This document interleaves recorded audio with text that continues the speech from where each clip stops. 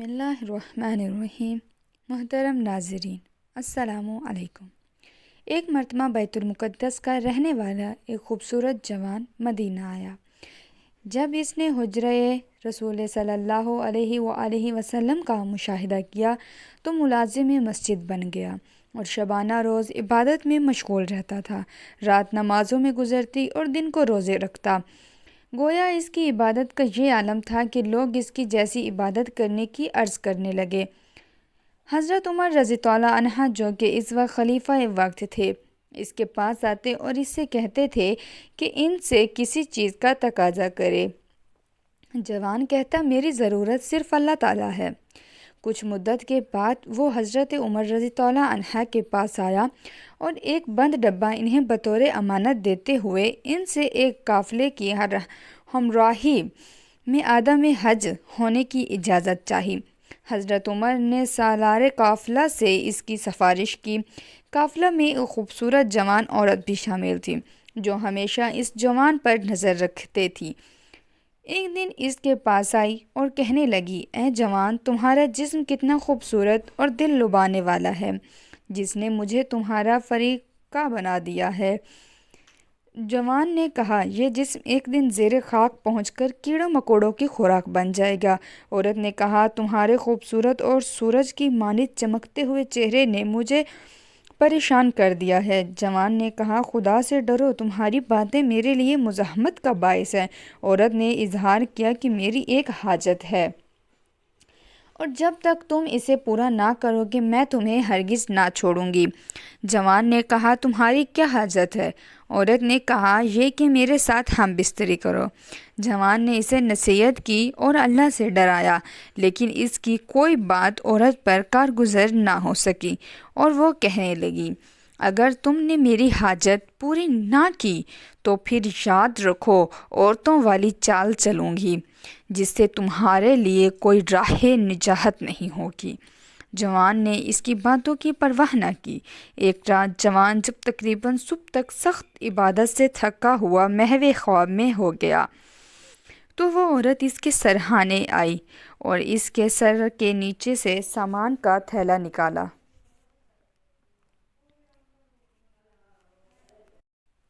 اور اس میں سونے کے 500 دینار سکوں کی تھیلی رکھ دی اور تھیلا اسی طرح احتیاط سے اس کے سر کے نیچے سے رکھ دیا اور چلی گئی۔ جب صبح کو قافلہ بیدار ہوا تو اس عورت نے چیخو پکار شروع کر دی، ارے میں لٹ گئی، میرا سفر کا سارا خرچ چوری ہو گیا۔ سالار قافلہ نے مہاجرین و انصار کے 2 آدمیوں کو ذمہ داری سونپی کہ تمام مسافروں کے سامان کی اچھی طرح چیکنگ کریں۔ ان دونوں نے خوب تلاشی لی مگر تھیلی کو نہ ڈھونڈ سکے۔ جب انہوں نے جوان کے علاوہ سب مسافروں کی اچھی طرح چیکنگ کر لی تو پھر سالار قافلہ کے پاس آ کر اسے نتیجے سے آگاہ کر دیا۔ عورت نے کہا، اگر اس جوان کی بھی تفتیش ہو جائے تو کیا قباحت ہے؟ مختصر یہ کہ عورت نے اتنا اصرار کیا کہ لوگ مجبور ہو گئے۔ کچھ لوگ جوان کے پاس گئے تو وہ نماز میں مشغول تھا۔ بعد میں جوان نے پوچھا، کیا بات ہے؟ انہوں نے عابد سے سارا ماجرا کہہ دیا اور پھر کہا کہ ہم نے تمام مسافروں کی تلاشی لی ہے، اب صرف آپ باقی بچے ہیں، لیکن ہم نے بغیر اجازت آپ کے مال کو ہاتھ نہیں لگایا۔ آپ کے لیے حضرت عمر رضی اللہ عنہ نے ہم سے کافی سفارش کی تھی۔ عابد نے کہا، آئیے میرا سامان بھی چیک کر لیجئے، مجھے کوئی اعتراض نہیں۔ جب انہوں نے تھیلا کھولا تو پیسوں سے بھری تھیلی اس میں موجود تھی۔ اس وقت عورت نے فریاد کرنا شروع کر دی، اللہ اکبر، خدا کی قسم یہ وہی تھیلی ہے اور اس میں اتنی مقدار میں پیسوں کے علاوہ اتنے وزن کا ایک ہار بھی ہے۔ تھیلی کو نکال کر کھولا گیا تو جتنی علامتیں عورت نے بیان کی تھیں وہ سب موجود تھیں۔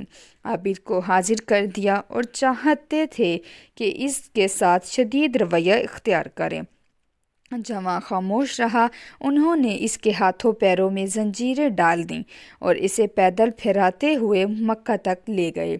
مکہ پہنچنے کے بعد عابد نے کہا، اے کاروان والوں، تمہیں کعبہ کے حق کی قسم، مجھے پر ایک احسان کرو کہ مجھے آزاد کر دو تاکہ میں آزادی سے حج کر سکوں۔ میں وعدہ کرتا ہوں کہ میں حج کر کے تمہارے پاس واپس آ جاؤں گا۔ عابد حج کر کے واپس پلٹ آیا اور کہا کہ اب جو چاہے قافلہ والوں وہ میرے ساتھ کر لو۔ قافلے والوں نے ایک دوسرے سے کہا کہ اب جو شخص واپس آیا ہے وہ گنہگار تو نہیں ہو سکتا۔ اگر یہ جوان واقعاً ہی گنہگار ہوتا تو اپنے پیروں سے چل کر واپس ہمارے پاس نہ آتا، لہٰذا اس بنا پر اسے آزاد کر دیا گیا اور قافلہ مدینہ کی طرف روانہ ہو گیا۔ راستے میں اس عورت کا کھانے پینے کا سامان ختم ہو گیا۔ اس نے ایک گڈریے کو دیکھا تو اس نے اس سے غذا کا تقاضا کیا۔ گڈریے نے اس سے کہا جو تمہیں چاہیے میں دوں گا اور بیچوں گا نہیں، مگر اس شرط پر کہ تم اپنے آپ کو میرے حوالے کر دو۔ عورت نے قبول کر لیا اور جو چاہا اس سے لے لیا۔ گڈریا اس سے جدا ہوا تو ادھر شیطان نے عورت کے دل میں یہ بات ڈال دی کہ جب وہ اپنے قافلے والوں کے پاس پہنچے تو ان سے کہے کہ میں اس جوان کو نماز پڑھتے ہوئے دیکھ رہی تھی کہ میری آنکھ لگ گئی۔ اسی اثناء میں اس نے مجھے دبوچ لیا کہ میں اپنا دفاع پر بھی قادر نہ تھی، لہٰذا اس کے نتیجے میں حاملہ ہو گئی۔ عورت نے شیطان کے اکسانے کے مطابق عمل کیا اور قافلے والوں نے بھی اسی چوری والے معاملے کی بنا پر عورت کی بات پر بھروسہ کرتے ہوئے جوان سے کہا کیا چوری کافی نہ تھی کہ اب اس کی عزت پر بھی حملہ کر بٹھایا، پھر اسے زنجیروں میں جکڑ دیا۔ وہ جوان ابھی بھی خاموش رہا۔ جب یہ لوگ مدینہ کے قریب پہنچے تو حضرت عمر چند لوگوں کے ہمراہ قافلے کے استقبال کے لیے آئے اور سب سے پہلے اس بیت المقدس والے جوان کی خیریت دریافت کی۔ قافلے والوں نے کہا اے ابو حفصہ، اب اس جوان کے بارے کس قدر پریشان ہیں، حالانکہ اس نے چوری بھی کی ہے اور اس خیانت بھی کی ہے۔ پھر انہوں نے سارا ماجرا سنا ڈالا۔ حضرت عمر نے اسے حاضر کرنے کا حکم دیا۔ پھر انہوں نے غضبناک ہو کر لعنت ہو تجھ پر، تیرا ظاہر و باطن کتنا مختلف ہے، خدا تجھے رسوا کرے، میں تجھے بدترین سزا دوں گا۔ اور جوان بھی اب خاموش ہو رہا اور لوگ جمع ہو کر اسے سزا دینے کا مطالبہ کرنے لگے۔ اس موقع پر حضرت علی علیہ السلام پہنچ گئے اور شور و غل کی وجہ دریافت کی۔ انہوں نے کہا اس بیت المقدس کے جوان نے جو ظاہراً زاہد و عابد نے چوری نہیں کی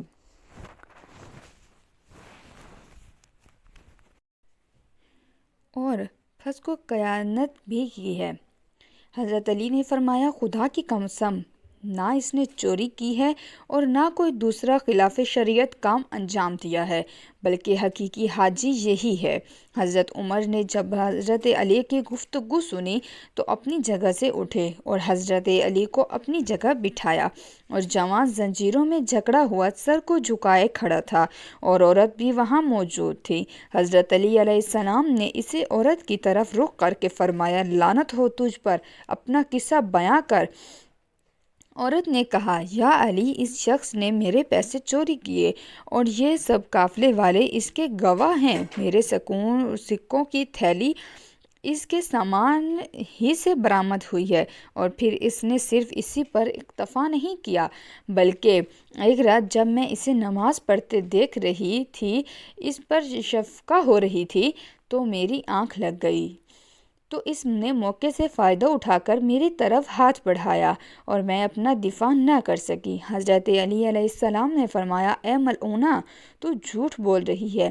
پھر فرمایا اے ابو حفص، اس مرد کا تناسل ہی نہیں ہے۔ اور پھر حضرت علی نے جو کچھ اس عورت و جوان کے مابین اور عورت و گڈریے کے مابین پیش آیا تھا سب کچھ سنا ڈالا۔ عورت پر یاد کرنے لگی، ہائے میں رسوا ہو گئی۔ حضرت علی نے فرمایا اب تو خود لوگوں کو اپنا ماجرا سنا۔ عورت نے تمام ماجرا سنایا اور اس کا اقرار بھی کیا۔ حضرت علی نے فرمایا اس عورت، وہ بوڑھا شخص شیطان تھا جس نے تجھے اکسایا تھا۔ پھر حضرت عمر نے سوال کیا اب اس عورت کے ساتھ کیا کیا جائے؟ حضرت علی علیہ السلام نے فرمایا واض و حمل تک صبر کرو، اس کے بعد یہودیوں کے قبرستان میں اسے سنسار کر دینا۔ انہوں نے حضرت علی کے فرمان کے مطابق عمل کیا اور وہ جوان ہمیشہ مسجد میں خادم کی حیثیت سے رہا۔ حضرت عمر حضرت علی کی اس رہنمائی پر اپنی جگہ سے کھڑے ہو گئے اور لوگ بھی کھڑے ہو گئے، اس حالت میں کہ سب کے سب حضرت علی کے اس فیصلے اور غیب گوئی پر انتہائی حیران تھے۔ ایک دفعہ ایک عورت حضرت عمر رضی اللہ عنہ کے پاس آئی اور کہنے لگی میں گناہ کی مرتکب ہوئی ہوں اور میری پیاس کی شدت نے مجھے نڈال کر دیا تھا،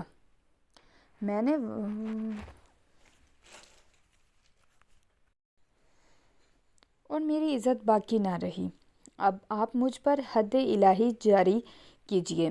حضرت عمر نے اسے سنسار کرنے کا حکم دے دیا۔ حضرت علی علیہ السلام اس مجلس میں حاضر تھے۔ حضرت عمر سے مخاطب ہو کر فرمایا اس سے پوچھیں کہ کس طرح گناہ کی مرتکب ہوئی ہے۔ عورت نے کہا لکودق صحرا میں تھی اور پیاس کی شدت نے مجھے نڈال کر دیا تھا۔ لکودق صحرا میں تھی اور پیاس کی شدت نے مجھے نڈال کر دیا تھا، میں نے وہاں ایک خیمہ دیکھا، بڑی مشکل سے وہاں تک پہنچی، اس میں ایک آدمی تھا، اس نے مجھ سے پانی کا تقاضا کیا، اس نے مجھے پانی دینے سے منع کر دیا اور کہا کہ اسے لذت پہنچاؤں اور کہا کہ اس کے ساتھ فعل بد انجام دوں۔ میں اس کی بات سن کر آگے چل دی، لیکن پیاس کی شدت نے میری آنکھوں میں اندھیرا آنے لگا اور مجھے موت کا خطرہ ہونے لگا، لہٰذا مجبور ہو کر دوبارہ اس کے پاس پہنچی۔ اس نے مجھے پانی پلا کر میرے ساتھ فعل بد انجام دیا اور مجھے آلودہ کر دیا۔ حضرت علی علیہ السلام نے فرمایا یہ عورت مجبور تھی، اور سورہ بقرہ کی آیہ شریفہ 173 کی مستاق ہے۔ بسم اللہ الرحمن الرحیم فمن اضطر غیر بغم ولا عدن ولا اثم علیہ ان اللہ غفور رحیم، بس جو مجبور ہو اور سرکشی اور زیادتی کرنے والا نہ ہو تو اس پر کوئی گناہ نہیں ہے، بے شک اللہ بڑا بخشنے والا مہربان ہے۔